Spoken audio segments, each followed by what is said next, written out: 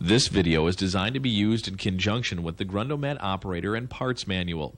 It contains important technical data which you will need to service your Grundomat with maximum efficiency and safety. It is best if you have a copy of the manual with you as you watch the video.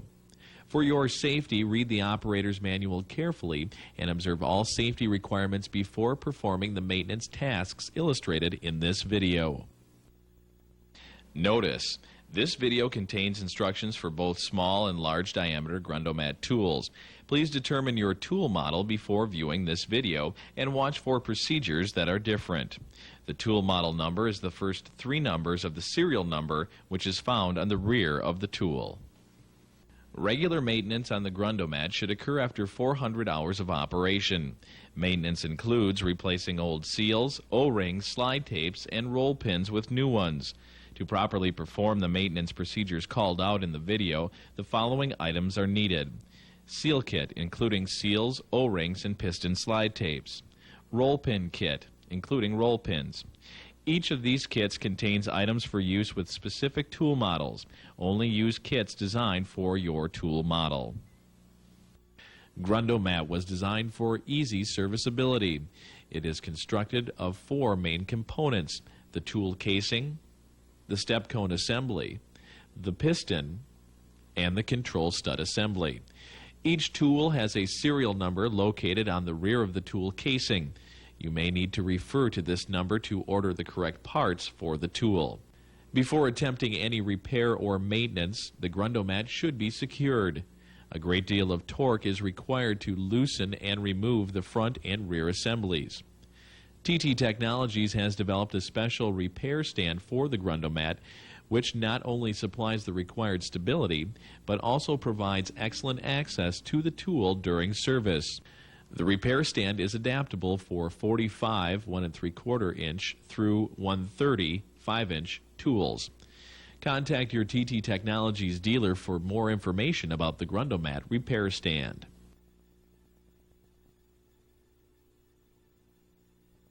The step cone is attached to the chisel with special roll pins. With a hammer and a roll pin punch, remove the roll pins in the step cone.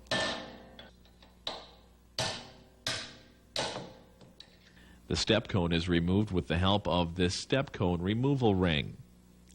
These bolts are positioned in the gap between the step cone and the casing tip body. After positioning the removal ring, tighten all three bolts firmly. Position an impact arbor on the chisel head and strike it several times with a large hammer. You may need to retighten the removal ring until the head cone comes loose. Important: when using a step cone removal ring, do not stand in front of the tool. It is possible that the step cone could abruptly fly off and cause injury. The Grundomat is designed with indentations for the attachment of special spanner wrenches. The spanner wrenches fit into the indentations to provide the high degree of torque needed to loosen the threads on the front and rear assemblies. The threaded pins are hand-tightened only.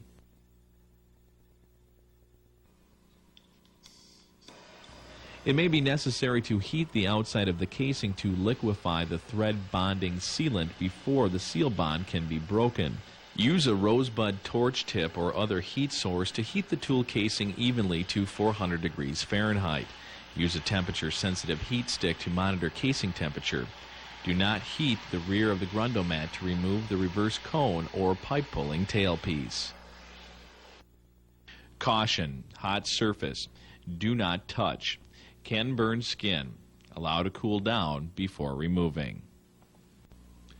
Hold the tool in place with one spanner wrench. Strike the forward spanner with a large hammer until the casing tip is loose.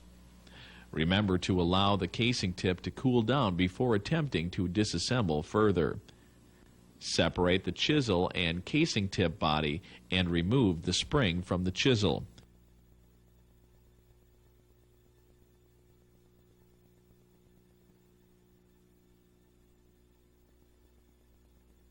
Remove the old seals and O-rings.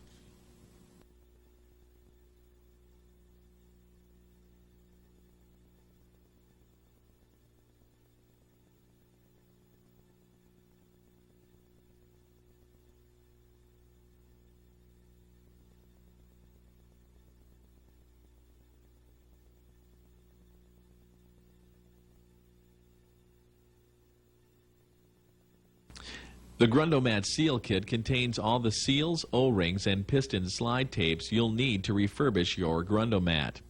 Install the O-ring on the chisel and the Teflon seal on top of the O-ring.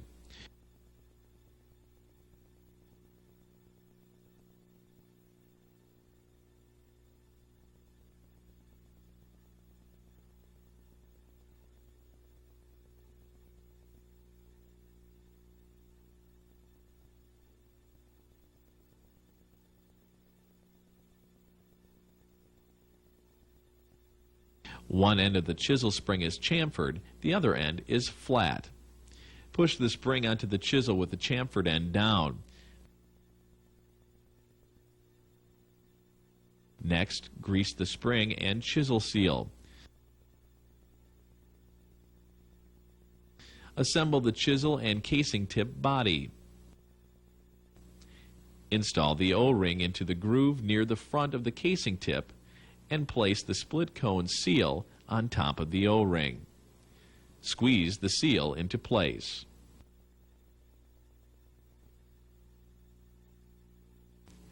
The 3 3/4 inch, 4 inch, and 5 inch tools require more than one O-ring. Please refer to the chart in the manual for the correct number of O-rings.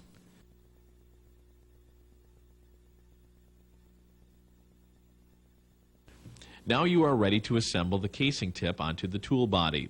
Remember that the serial number is on the rear of the tool. The casing tip goes on the other end. Reposition the tool so that the spanner is set for tightening. Now screw the casing tip into the casing. Screw on until it bottoms out, but do not lock it in place.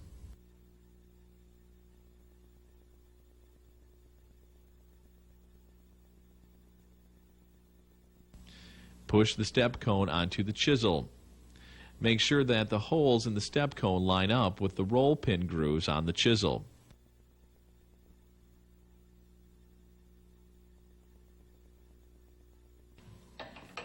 The step cone will need to be driven onto the chisel to finish lining up the roll pin grooves.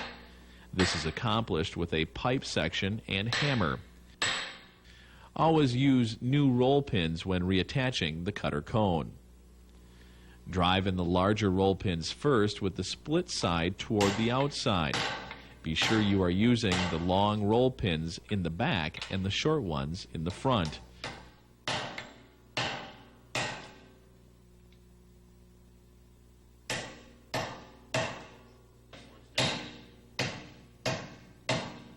Drive the smaller diameter roll pins in next with the split side toward the inside. Again, be sure you are using the long roll pins in the back and the short ones in front.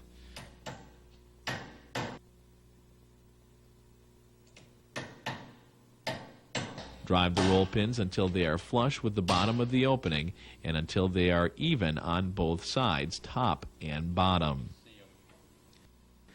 After installing the roll pins, unscrew the casing tip assembly.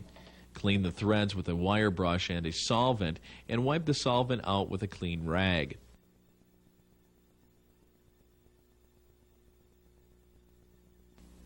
After cleaning both sets of threads, spray the thread locking activator N or T onto the threads and let dry 1 minute.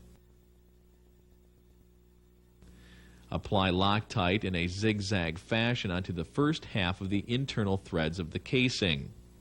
Apply Loctite in a zigzag fashion over the length of the threads on the casing tip. Reinstall the casing tip assembly and complete tightening by striking the spanner several times with a large hammer.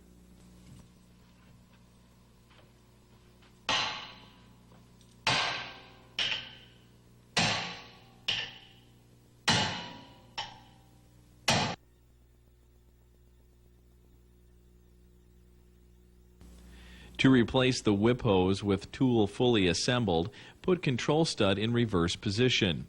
Using 2 wrenches, remove the whip hose from the control stud.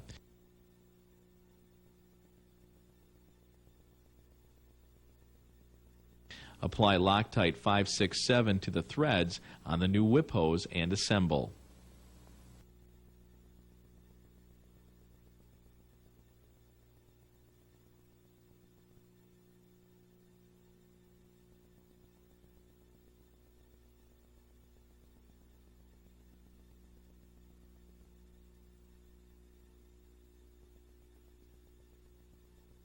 Attach a spanner to the reverse cone, loosen with a large hammer.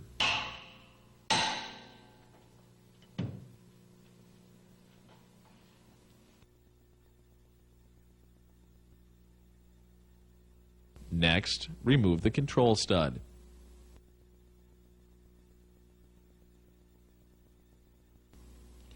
Remove the exhaust ring and inspect for damage and wear. Remove exhaust ring safety segment. Apply heat to liquefy Loctite holding the control stud adapter and remove.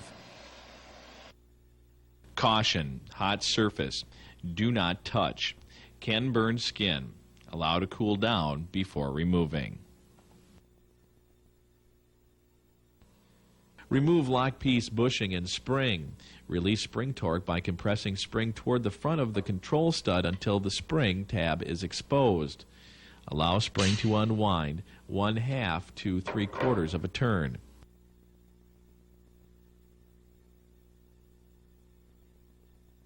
Twist the lock piece bushing 1/4 turn counterclockwise to slide it off the control tube.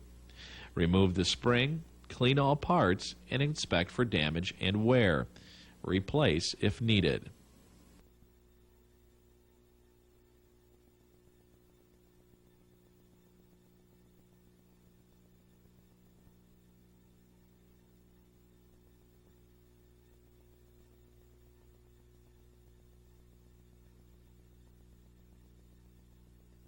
Insert the spring into the control stud, fitting the spring end into the hole inside the control liner. Install the lock bushing, pushing it onto the control stud.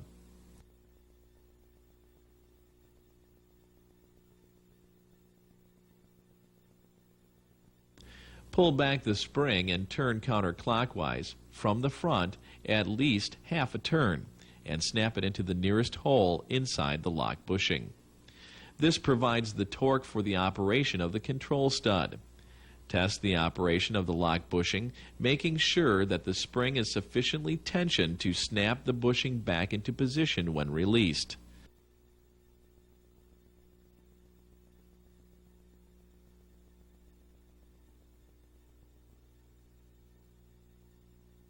Apply Loctite 271 or 277 to the control stud adapter and tighten until it fits all the way onto the control stud.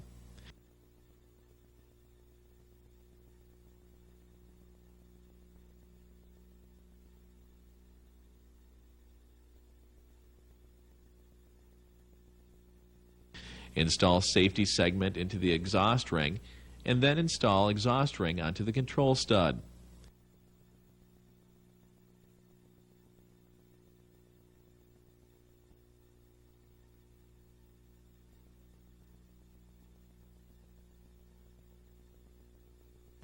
To replace the Teflon seal, you will have to cut the old seal off, then replace the seal by stretching it to fit onto the control stud.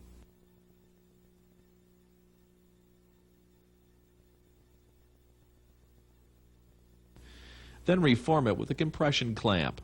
Leave the clamp on for several minutes. Insert control stud into control stud housing, lining up the 2 indentations inside the control stud housing with the protrusions on the exhaust ring.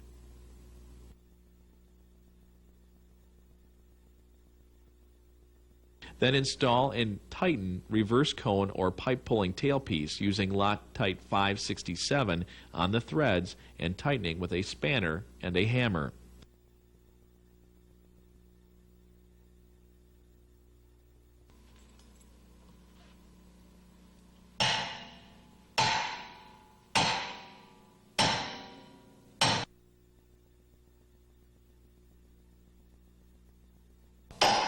To remove the whip hose, if the internal Allen head screws cannot be reached, first remove the reverse cone or pipe pulling tailpiece.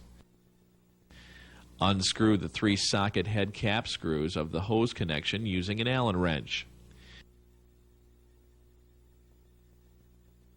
Use 2 socket head cap screws as jack screws to remove the whip hose.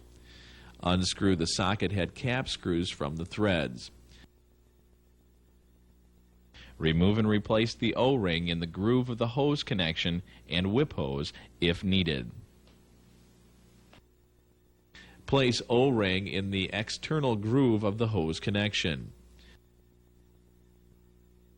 Press the hose connection onto the control tube in a way that the bores align with the threaded bores of the control tube. Screw in the 3 socket head cap screws with lock washers and evenly tighten them using an Allen wrench. Reinstall the reverse cone or pipe pulling tailpiece if it had previously been removed.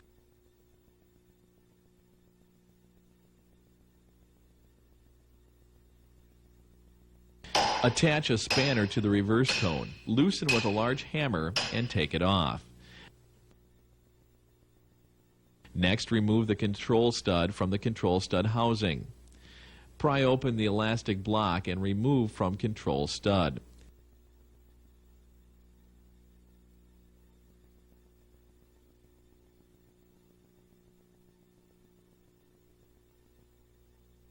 Place the control tube end into the disassembly tool until the bore of the tool overlaps the bores of the control tube. Screw bolt into the bore. Secure the bolt with a nut to hold in place. Place disassembly tool over the control tube end so that the disassembly tool sits on the support ring of the elastic block. Tighten the screw of the control tube end so that the elastic block is compressed and both halves of the segmented rings can be taken out. Take the segmented rings out of the groove on the control tube using a tool such as a screwdriver. Loosen the nut until the system has no tension. Remove the bolt. Loosen the nut and release the disassembly tool. Take the stop ring and the sealing ring off the control tube.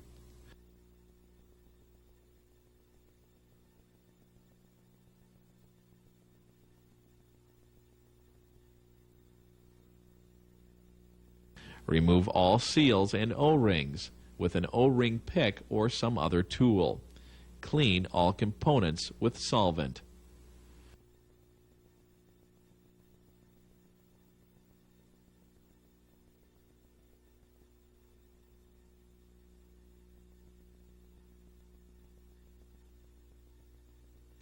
Place the control sleeve seal into the groove of the control sleeve.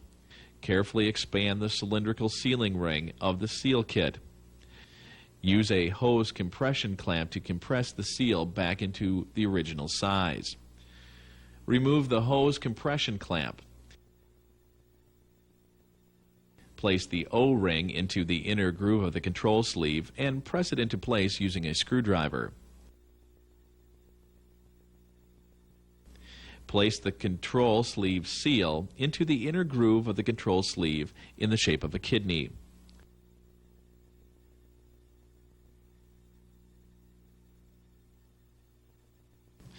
Place the O-ring in the groove of the stop ring.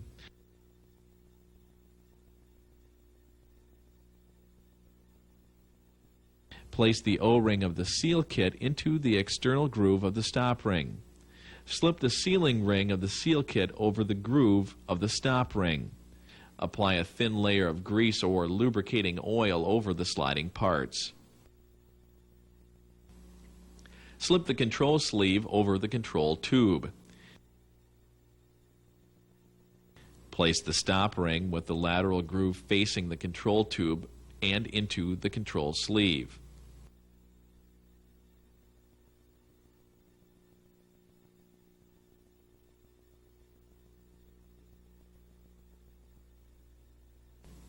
Slip the elastic block over the control tube.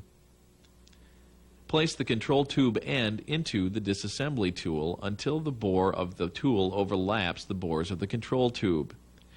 Slip the support ring over the control tube. Screw bolt into the bore. Secure the bolt with a nut to hold in place. Turn the head of the screw so that it is at the edge of the disassembly tool. Place disassembly tool over the control tube end so that the disassembly tool sits on the support ring of the elastic block. Tighten the screw of the control tube so that the elastic block is compressed and both halves of the segmented rings can be installed. Hold the segmented rings into the groove of the control tube while unscrewing the nut to release tension. Remove disassembly tool from the control tube end. Release the screw and remove the control tube end out of the control tube.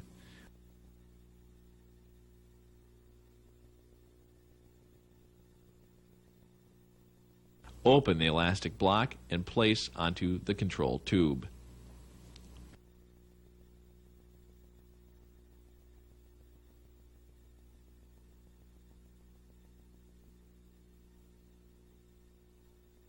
Secure the Grundomat on the special repair stand. Remove any add-on accessories using spanner wrenches.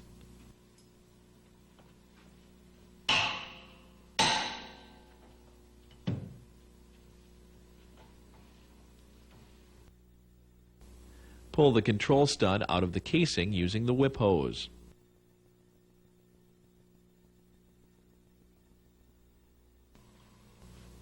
Use spanner wrenches and a hammer to loosen the control stud housing. You may need to heat to 400 degrees Fahrenheit to liquefy Loctite.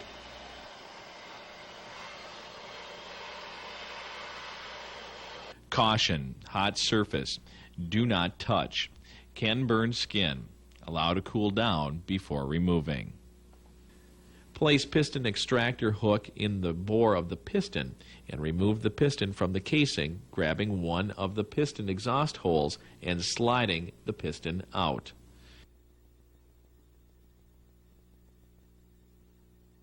Remove the old slide tapes and split seal.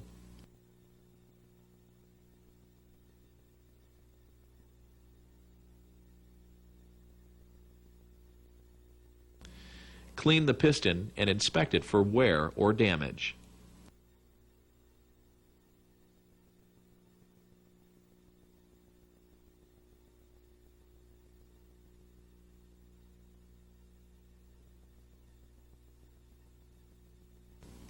Position the front slide tape in the groove on the piston and begin to insert the piston into the tool casing. Install new rear slide tapes and piston seal. Alternate the gaps so that they are not in line. Make sure there is a 1/16 inch gap in the slide tapes. Push the piston all the way in. Make sure that the piston moves freely in the casing by pushing and pulling it several times with the piston hook. Install control stud housing into casing using specified Loctite product on the threads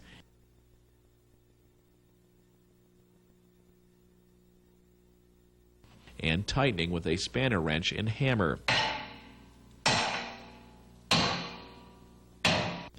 Insert the control stud into the housing.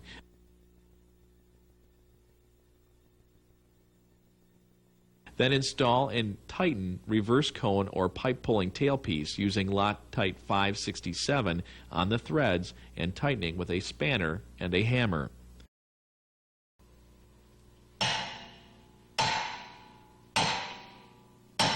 Before operating the tool, check to ensure that the piston is able to move freely in the tool casing. Your Grundomat is now ready for use. In order to ensure top performance of the Grundomat, there are several simple preventative maintenance procedures which should be followed every time the Grundomat is used. These procedures are presented in the Grundomat operations video and in the operations preventative maintenance procedures. If you have any questions or need additional information, please call your Grundomat dealer or call TT Technologies customer service.